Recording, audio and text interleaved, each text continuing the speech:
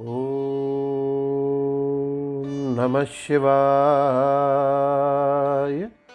श्री शिव महापुराण वायवी संहिता पूर्व खंड 17वां अध्याय। ब्रह्मा के आधे शरीर से शतरूपा की उत्पत्ति तथा दक्ष आदि प्रजापतियों की उत्पत्ति का वर्णन। वायुदेव ने कहा, इस प्रकार मैथुनजन्य सृष्टि करने की इच्छा वाले प्रजापति ब्रह्मा सदाशिव से पराशक्ति प्राप्त कर स्वयं भी आधे भाग से स्त्री तथा आधे भाग से पुरुष रूप हो गए। जो नारी रूप अर्ध भाग था उससे शतरूपा प्रकट हुई। दूसरा जो पुरुष रूप अर्ध भाग हुआ उससे ब्रह्मा ने विराट का सृजन किया। उसे ही पूर्व पुरुष स्वयंभुव मनु कहा जाता है। उन देवी शतरूपा ने अत्यंत कठोर तप करके उज्ज्वल यश वाले स्वयंभुव मनु को पति रूप में प्राप्त किया।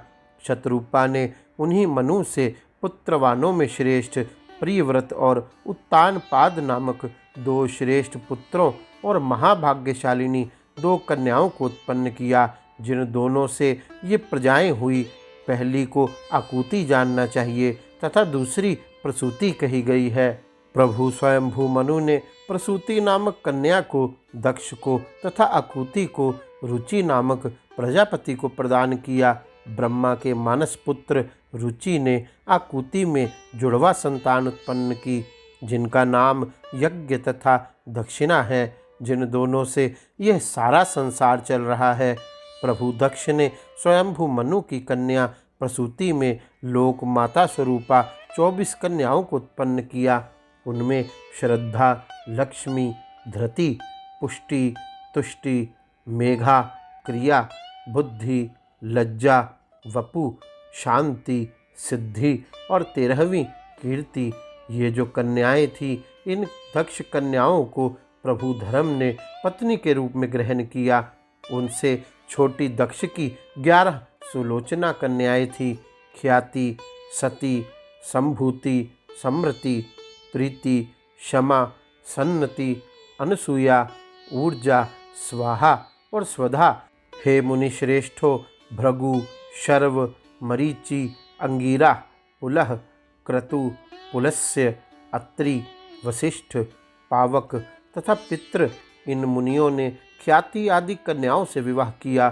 धर्म से पूर्वोक्त 13 कन्याओं में काम से लेकर यश पर्यंत काम, दर्प, नियम, संतोष, लोभ, श्रुत, दंड, प्रबोध, विनय, व्यवसाय, क्षेम, सुख और यश, ये 13 पुत्र क्रमशः उत्पन्न हुए। जो संतानें श्रद्धा आदि से हुई थी वे सुख स्वरूप थी। अधर्म से हिंसा नामक भार्या में दुख देने वाली संतानें उत्पन्न हुई। अधर्म के निकृति आदि अधर्म लक्षण वाले पुत्र उत्पन्न हुए। इनको कोई स्त्री अथवा पुत्र नहीं थे। वे सभी नियम से रहित कहे गए हैं।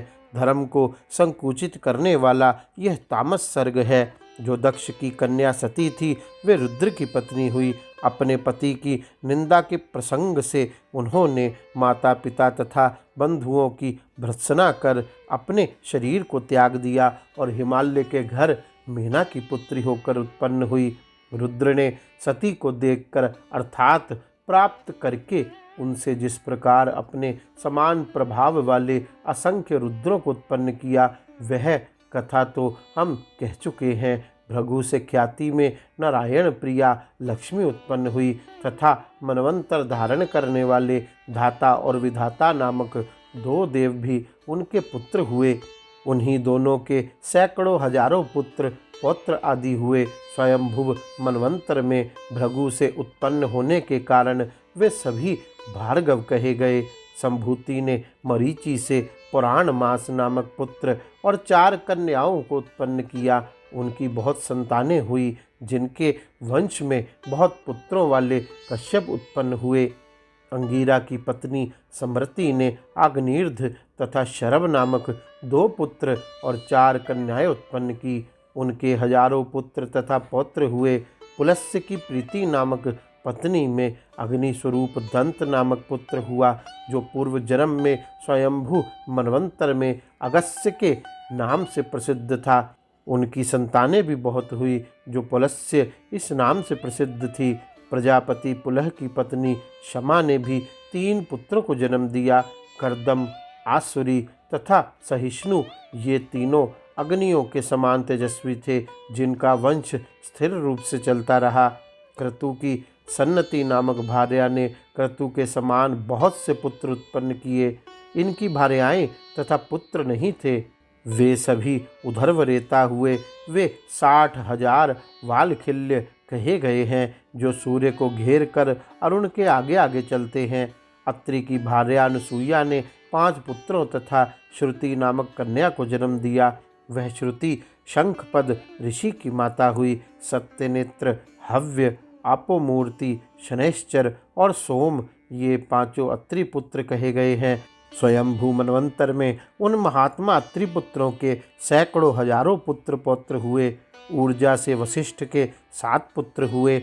उनकी बड़ी बहन पुंडरीका थी, जो अत्यंत सुंदरी थी। रजोगात्र, उधर्वबाहु, स्वन, अनय, सुतपा और शुक्र, ये 7 सप्तऋषि कहे गए हैं। उन महात्मा वशिष्ठ पुत्रों के नाम से गोत्र भी प्रवर्तित हुए। इस प्रकार सैकड़ों अर्बुद वर्षों तक स्वयंभू मनवंतर में इनके वंश चलते रहे।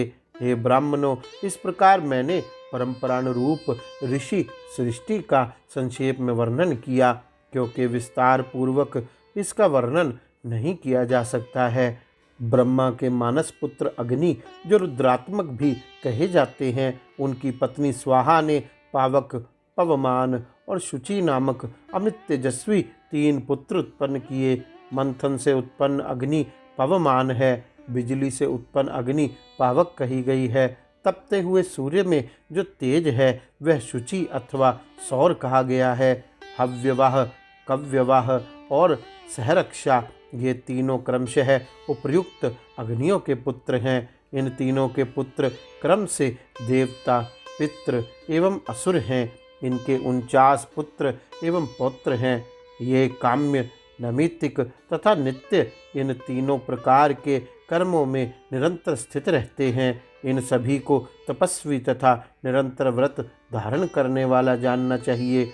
ये सभी रुद्र स्वरूप तथा रुद्रपरायण हैं। इसलिए कोई अग्निमुख में जो कुछ भी आहुति देता है वह सब रुद्र को उद्देश्य करके दिया हुआ समझा जाता है, इसमें संदेह नहीं। इस प्रकार मैंने तथ्यों के आधार पर अग्नि के वंश को कहा। हे ब्राह्मणों, इसके अनंतर मैं संक्षेप में पुत्रों का वर्णन करूँगा। वसंत आदि 6 ऋतुओं उन स्वाभिमानी पितरों के 6 स्थान हैं।